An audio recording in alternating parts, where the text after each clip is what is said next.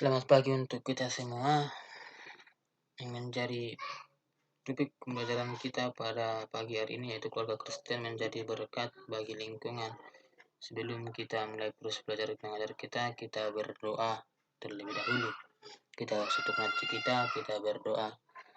Terima kasih Tuhan atas berkat-Mu yang masih kami rasakan pada pagi hari ini ya Tuhan, sehingga kami masih diberikan kesehatan dan nafas kehidupan ya Tuhan.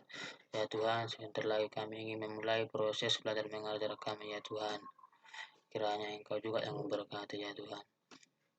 Ya Tuhan, kami juga tidak lupa Tuhan berdoa kepada keluarga kami ya Tuhan, karena Engkau masih memberikan mereka kesehatan ya Tuhan, termasuk kepada orang tua kami dan kakak kami dan keluarga kami yang lainnya Tuhan. Kiranya Tuhan keluarga kami bisa menjadi berkat bagi lingkungan dan sekitar kami ya Tuhan.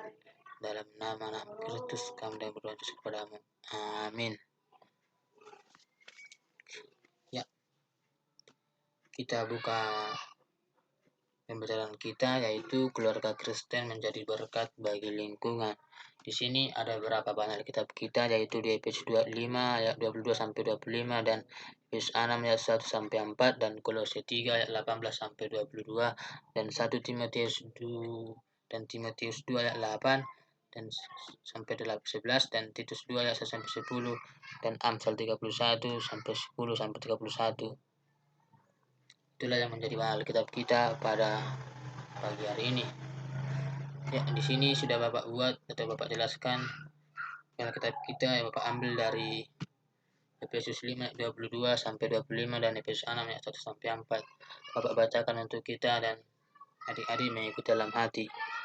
Begini firman Tuhan, hai istri, tunduklah kepada suami seperti kepada Tuhan, karena suami adalah kepala istri sama seperti Kristus adalah kepala jemaat. Dialah yang menyelamatkan tubuh, karena itu sebagaimana jemaat tunduk kepada Kristus, demikian juga lah istri kepada suami dalam segala sesuatu. Hai istri, kasihanilah istrimu sebagaimana Kristus telah mengasihi jemaat dan telah menyerahkan dirinya baginya. Di Efesus 6 ayat 1 sampai 4 dikatakan, hai anak-anak, taatilah orang tuamu dalam Tuhan, karena sesudah demikian hormatilah ayah dan ibumu. Inilah suatu perintah yang penting seperti yang nyata dari janji ini, supaya kamu bahagia dan panjang umur di bumi. Dan kamu bapak-bapak, janganlah bangkitkan amarah dalam hati anak-anakmu, tetapi didiklah mereka dalam ajaran dan nasihat Tuhan. Itulah pembacaan firman Tuhan kita pada pagi hari ini. Amin. Jadi di Efesus 5 ayat 22 dijelaskan bagaimana tunduknya seorang istri kepada suami dan suami mengasihi istri. Sedangkan di Efesus 6 ayat 1 sampai 4 diajarkan kepada kita bagaimana seorang anak diharapkan mampu mentaati orang tuanya. Jadi dapat kita ingat harus ada kata rendah hati satu dengan yang lain, itu diwajibkan dalam Kristus. Itu yang pertama, artinya baik bapak maupun ibu maupun anak, kita harus saling rendah hati. Misalnya kalau orang tua yang salah, itu yang minta maaf. Kalau anak yang salah, anak yang minta maaf. Itulah yang dinamakan rendah hati. Saling rendah hati dalam Tuhan, sehingga tidak terjadi pertengkaran dalam keluarga ataupun persoalan-persoalan dalam keluarga. Namun di sini ada sebuah perintah yang harus dilakukan seorang anak. Karena kita adalah seorang anak, ada perintah yang harus kita lakukan, yaitu yang pertama, taatilah orang tuamu. Hai anak-anak, taatilah orang tuamu dalam Tuhan. Itulah perintah yang harus kita taati. Satu perintah dalam firman Tuhan. Kenapa? Ada janji firman Tuhan kalau kita mentaati firman Tuhan, yaitu umur panjang di dunia ini. Kalau kita menghormati kedua orang tua kita, karena itulah perintah yang harus kita lakukan dalam kehidupan kita. Itulah demikian renungan atau bahan Alkitab kita yang Bapak berikan, dan Bapak percaya kalian mentaati orang tua kalian. Buktikan bahwa kalian takut akan Tuhan. Di sini kita diajarkan untuk mentaati orang tua kita, Karena orang tua kita adalah wakil Tuhan di muka bumi ini. Orang tua kita yang melahirkan kita, ibu kita yang melahirkan kita di dunia ini, di bumi ini. Bahkan orang tua kita yang mendidik kita di dalam hari-hari kita. Nah, dan takut akan Tuhan. Nah, sebagaimana imbalan atau balasan kepada orang tua kalian, kita harus mentaati orang tua kita. Jika kalian tidak mentaati orang tua kalian, otomatis mereka akan sedih, apalagi Tuhan. Jadi, hormatilah orang tua kalian supaya kalian menjadi berkat bagi keluarga maupun di lingkungan. Kita lanjut. Keluarga Kristen menjadi berkat bagi lingkungan ada menurut Alkitab. Yaitu yang pertama Perjanjian Lama dan ada menurut Perjanjian Baru. Di Perjanjian Lama dijelaskan keluarga yang digambarkan di Perjanjian Lama adalah rumah tangga yang mempunyai seorang anak laki-laki pada pusat kehidupan keluarga. Rumah tangga terdiri atas semua orang, anak-anak, kerabat lain, pelayan-pelayan, dan orang-orang lain yang tinggal di rumah. Sebelum masa Daud, hidup keluarga difokuskan pada keperluan umum, yaitu pekerjaan, makanan, dan perlindungan. Rumah tangga adalah tempat di mana pendidikan, sosialisasi, dan pendidikan agama terjadi.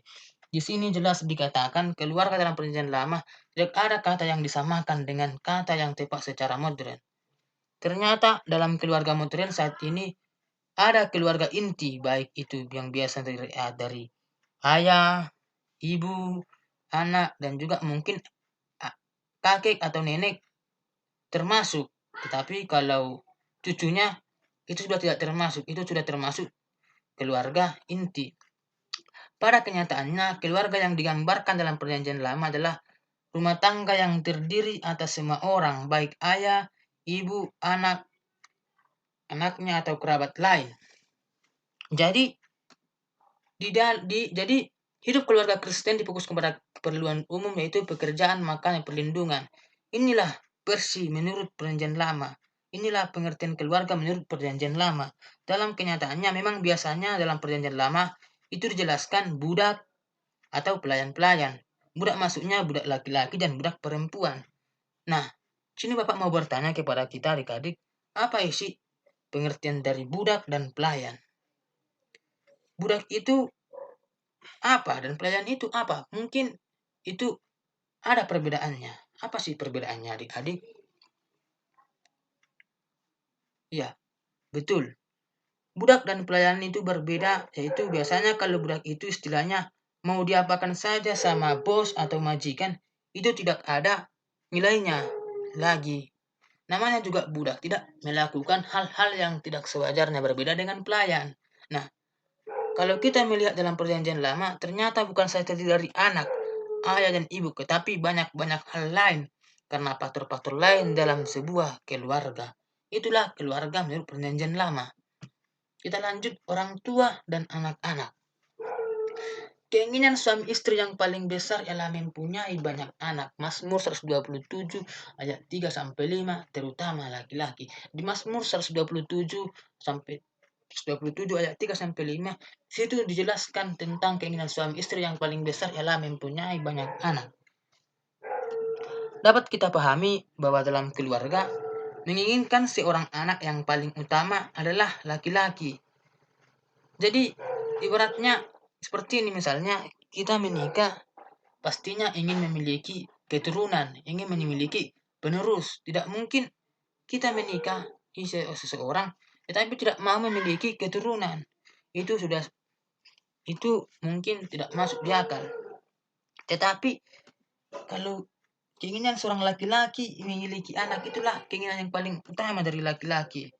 Nah, di sini jelas dikatakan bahwa anak sulung memiliki dua keistimewaan. Karena hal itu jelas kelihatan dalam sejarah Abraham dan caranya menghadap Allah sumber datangnya anak itu. Anak sulung mempunyai kedudukan yang istimewa. Bila bapaknya meninggal, dia mendapatkan warisan 2 kali lipat dan menjadi kepala rumah tangga. Nah, inilah kelebihan atau anak bungsunya. Anak bungsunya. Dia memiliki dua hak, yaitu menjadi kepala rumah tangga dan mendapatkan warisan. Itulah orang tua dan anak-anak. Lalu ada juga solidaritas keluarga. Apa sih solidaritas keluarga ini? Apa sih pengertian solidaritas? Ada dua unsur utama yang menimbulkan solidaritas keluarga pada zaman babak leluhur, yaitu yang pertama perasaan saudara atau turunan. Maksudnya perasaan saudara ini adik-adik di mana masih ada perasaan saudara kita, contohnya si A dengan si B, si abang dengan si kakaan. Mereka masih memiliki faktor saudara dan atau turunan. Abang dengan adik, adik dengan abang. Tetapi di poin yang kedua ini, kesatuan tempat tinggal dan kesamaan kewajiban-kewajiban sesuai adat, kebiasaan, dan hukum. Di sini secara umum, jadi ibaratnya misalnya orang tua kita memiliki abang, orang abang kita juga memiliki abang, jadi mereka satu tempat tinggal. Jadi inilah solidaritas antara ketua keluarga dalam sesuai adat, kebiasaan, dan hukum. Di sini Bapak buat gambar bagaimana sih peran ayah dalam keluarga? Apa sih peran ayah dalam keluarga? Menurut adik-adik semuanya, apa sih peran ayah dalam keluarga? Kalau Bapak buat di sini yaitu pemberi waktu berkualitas. Mungkin masih banyak peran ayah dalam keluarga yang harus kita pahami. Jadi maksudnya menurut gambar ini pemberi waktu berkualitas. Jadi peran ayah itu memberikan waktu kepada ayah, kepada anaknya, kepada keluarga. Misalnya seperti ini, jika seorang anak main game, apakah ada perhatian orang tua atau perhatian ayah dengan larangan jangan terlalu sering main game, nanti jadi lupa dengan waktu, ingat belajar dan membantu orang tua. Atau misalnya jika adik-adik atau kalian naik sepeda motor, ada suatu perhatian khusus kepada kalian, memberikan waktu dengan kata, nak jangan terlalu ngebut bawa keretanya, nanti jatuh. Itulah peran atau waktu yang berkualitas, memberikan waktu, memberikan perhatian kepada anak atau keluarganya. Yaitu yang kedua, pemimpin dalam keluarga. Nah, menurut adik-adik, apa sih pemimpin ini? Apa sih pengertian pemimpin ini? Ya, pemimpin ini adalah memberikan contoh kepada anggotanya. Dia menjadi teladan untuk anggotanya. Peran penting ayah yang pertama adalah menjadi pemimpin bagi keluarga. Nah, bahkan dapat dikatakan bahwa ayah merupakan nakoda bagi keluarga tersebut, sehingga beliaulah yang akan menentukan arah berlayar dari keluarganya. Meskipun perannya sangat besar, namun terkadang tak terlalu dirasakan bagi beberapa anggota keluarga. Jadi untuk itu peran ayah itu sebagai pemimpin sedari kecil bagi anak-anak. Ayah bisa membuat anak-anaknya atau ayah bisa melihat bagaimana ayah mengambil atau kita melihat ayah kita mengambil sebuah keputusan. Suatu keputusan seperti penyelesaian masalah. Nah, hal ini bertujuan agar anak-anak menghargai usaha ayahnya baik yang kecil maupun yang besar. Atau misalnya di mana seorang ayah menjadi pemimpin keluarga, misalnya ibu menyuruh anaknya bekerja tetapi si anak ini menolak. Nantilah itu, mak. Besoklah itu, mak. Disinilah peran ayah muncul. Ayah menegaskan kembali kepada anaknya supaya dapat melakukan pekerjaan itu. Nah, itulah pemimpin dalam keluarga. Dan yang ketiga, pemberi kasih sayang. Maksudnya di sini pemberi kasih sayang yaitu tak hanya ibu saja yang bertugas memberikan kasih sayang, tidak hanya seorang ibu. Sayangnya bagi anggota keluarga, namun sosok ayah juga memiliki peran penting dalam keluarga tersebut. Sebagai seorang ayah, tunjukkanlah kasih sayang Anda terhadap istri dan juga anak-anak Anda. Anda bisa membiasakan diri memberikan ciuman kening kepada anak pada pagi hari maupun kepada ibu.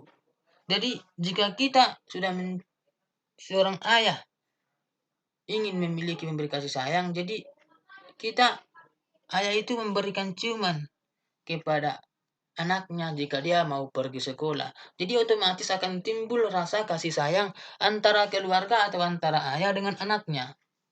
Itulah pemberi kasih sayang. Yaitu lanjut slide berikutnya, salah satu ciri nyata dari kesatuan ini adalah hak setiap anggota kelompok untuk dilindungi oleh kelompoknya, dan memang adalah kewajiban kelompok ini untuk memberi pelayan tertentu kepada anggotanya. Di gambar ini sudah dapat kita lihat bahwa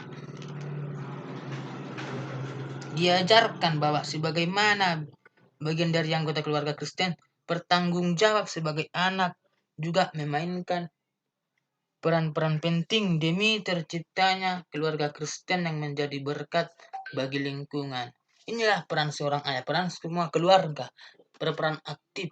Menjadi seorang ibu adalah salah satu pekerjaan yang tertinggi karena banyaknya bayaran adalah cinta yang murni.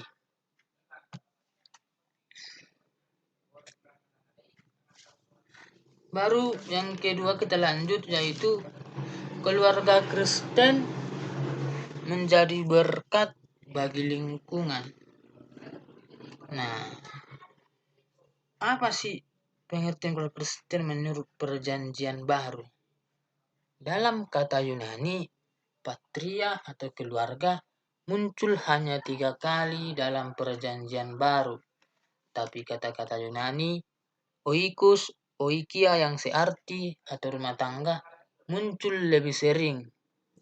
Patria menekankan asal-usul keluarga dan lebih menunjukkan bapa leluhurnya ketimbang pemimpin sekarang. Patria biasanya menunjukkan satu suku, bahkan satu bangsa. Nah, di sini adik-adik dapat kita ketahui, dijelaskan keluarga dalam perjanjian baru yaitu tersusun seperti rumah tangga dalam perjanjian lama. Jadi hampir sama dengan pengertian keluarga menurut perjanjian lama dengan perjanjian baru. Ada tekanan pada etnik dan jabatan atau peran orang tua. Jadi kalau dalam perjanjian baru ada tekanan etnik dan jabatan atau peran orang tua. Itulah dalam perjanjian baru. Dalam Kisah Para Rasul 3:25, oleh keturunanmu semua bangsa di muka bumi ini akan diberkati. Untuk lebih jelasnya nanti dapat dibaca di Alkitabnya, yaitu Kitab Para Rasul 3 ayat 25. Nah, keluarga atau rumah tangga, anggota keluarga. Anggota keluarga terdiri dari apa saja adik-adik? Yaitu anggota keluarga terdiri dari ayah, ibu, anak, adik-adik. Itulah keluarga terdiri dari ayah dan ibu dan anak. Nah, dilihat melalui gambar ini dapat kita lihat suatu keluarga yang digambarkan tidak hanya dari kepalanya, Kurius atau Depuse, istri, anak-anak, dan hamba-hamba, tetapi juga beberapa orang tanggungan seperti para pelayan, pekerja, dan bahkan budak-budak tebusan dan atau teman-teman yang sukarela menggabungkan dirinya pada Kristus ini demi keuntungan timbal balik. Nah, di gambar ini dapat kita lihat bagaimana seorang keluarga mengajarkan, antara ayah dan ibu mengajarkan kepada anak-anaknya tentang pelayanan, mendekatkan diri kepada Tuhan dengan cara berdoa bersama, membaca Alkitab bersama. Inilah fungsi anggota keluarga, fungsi ayah dan ibu untuk anak-anaknya. Mereka menjadi contoh untuk anak-anaknya, menjadi teladan bagi anak-anaknya. Namun di sini ada peran anak yang menjadi berkat bagi lingkungan. Jika keluarga Kristen tetap menjaga keharmonisan dalam rumah tangga sesuai ajaran firman Tuhan, maka keluarga Kristen akan menjadi berkat bagi semua orang yang menyaksikannya. Nah, inilah yang mau Bapak jelaskan, peran anak yang menjadi berkat. Sebagaimana dapat kita ketahui bahwa keluarga tidak hanya terdiri dari ayah, ibu, tetapi di sini juga sudah termasuk di dalamnya anak-anak, baik anak laki-laki maupun perempuan. Nah, hal itu bukan hanya berkaitan dengan status, melainkan lebih kepada peran mereka masing-masing guna menjadi keluarga Kristen yang menjadi berkat bagi lingkungan. Jadi ini yang mau kita pelajari, peran anak yang menjadi berkat. Ini yang mau kita pelajari adik-adik. Ini yang mau kita perdalam, yang mau harus kita pahami. Jadi jika kita akan belajar bagaimana anak remaja bisa menjadi berkat bagi keluarga maupun lingkungan. Ternyata untuk menjadi berkat bagi lingkungan maupun keluarga tidak dipandang dari segi statusnya. Oh, seperti ini. Dia itu laki-laki, lebih disayang. Oh, dia itu perempuan, lebih diremehkan. Bukan itu yang dimaksud peran anak yang menjadi berkat, tetapi semua sudah memiliki peran masing-masing. Tidak ada pembedaan status. Namun di sini dijelaskan bagaimana peran kalian, bagaimana pengaruh kalian. Karena peran ini berfungsi dalam keluarga. Bagaimana yang benar dalam keluarga. Nah, ketika kalian berhasil melakukan peran kalian, maka akan tercipta keharmonisan dalam keluarga. Maka kenapa dikatakan jika keluarga Kristen tetap menjaga keharmonisan dalam rumah tangga sesuai ajaran-ajaran firman Tuhan, maka keluarga Kristen akan menjadi berkat bagi semua orang yang menyaksikan. Di sini juga jelas dikatakan, karena peran ini berfungsi dalam keluarga, bagaimana fungsi yang benar dalam keluarga. Nah, ketika kalian berhasil melakukan peran kalian, maka akan tercipta keharmonisan dalam keluarga. Akan tercipta keharmonisan jika kalian sudah melakukan peran kalian masing-masing dengan benar. Nah, dalam keluarga, khususnya keluarga Kristen, orang tua wajib mendidik dan mengajarkan kepada anak-anaknya untuk tunduk dan taat pada orang tua. Jadi, dalam keluarga ini, orang tua mengajarkan kepada anak-anaknya untuk tunduk kepada orang tua. Jika anak-anak tunduk dan taat kepada orang tua, Alkitab menegaskan bahwa ada janji umur panjang, seperti yang dikatakan tadi di Efesus 6 ayat 1-3. Yaitu ada janji Tuhan, jika kita mentaati orang tua, ada umur panjang yang akan diberikan kepada kita. Menegaskan di Alkitab yaitu bahwa ada janji umur panjang dan berkat-berkat lain bagi mereka. Hai anak-anak, taatilah orang tuamu dalam Tuhan, karena haruslah demikian. Hormatilah ayah dan ibumu. Selanjutnya diungkapkan supaya kamu berbahagia dan panjang umur di bumi ini. Nah, di dalam Efesus 6 ayat 1-3 dapat kita baca adik-adik biar lebih memahami. Nah, melalui penjelasan di atas, di sini kita diajarkan bahwa sebagian atau bagian dari anggota keluarga tanggung jawab. Melalui penjelasan ini diajarkan bagi kita atau bagi anggota keluarga Kristen tanggung jawab sebagai anak juga memainkan peran-peran penting demi terciptanya keluarga Kristen yang menjadi berkat bagi lingkungan. Namun adik-adik, ternyata dari penjelasan Bapak, harapan Bapak untuk kita semua adik-adik, kita memainkan peran masing-masing. Jika seorang ayah kalian sudah melakukan perannya dalam menafkahi kalian, dalam menyekolahkan kalian, orang tua kalian sudah bekerja, bahkan sudah mengasihi kalian, maka mengasihi kalian dan lain-lain sebagainya, maka jika orang tua kalian sudah melakukan peran, apa sih peran kalian untuk orang tua kalian? Membalas budi mereka. Jadi, peran kalian atau minimal kalian bisa mentaati orang tua dan mendengar perintahnya. Taatilah orang tuamu dan mendengarkan perintahnya. Selanjutnya, peran kalian itu minimal di sekolah bisa berprestasi, Dengan demikian, orang tua kalian bisa bangga. Namun, kalau kalian tidak bisa berprestasi, karena di sekolah itu mungkin menurut Bapak berprestasi itu tidak semua, karena susah juga membuat berprestasi. Tapi kita harus juga berusaha. Nah, kalau kalian tidak bisa berprestasi, minimal kalian memiliki berkarakter. Jangan sudah tidak berprestasi, tidak berkarakter. Jadi, di sekolah kalian sudah tidak berprestasi, tidak berkarakter, orang tua juga sering dipanggil akibat perilaku anak di sekolah kurang baik. Jadi, orang tua kalian pun sudah terganggu melaksanakan perannya. Mau bekerja, mau menafkahi kalian, dia sudah dipanggil ke sekolah. Jadi orang tua kalian juga akan sangat sedih atau melihat kalian terlalu tidak memainkan peran masing-masing. Jadi kalian tidak menjadi berkat bagi keluarga, tidak mentaati orang tua, tidak memainkan peran masing-masing. Melalui gambar ini, Bapak artikan, dapat kita lihat, dengan demikian jika keluarga Kristen, di gambar ini ada keharmonisan, ada peran aktif, mereka bersekutu. Dengan demikian jika keluarga Kristen tetap menjaga keharmonisan dalam rumah tangga sesuai ajaran-ajaran Tuhan, maka keluarga Kristen akan menjadi berkat bagi sesama orang yang menyaksikannya. Mereka akan menjadi berkat bagi orang yang sesama menyaksikannya.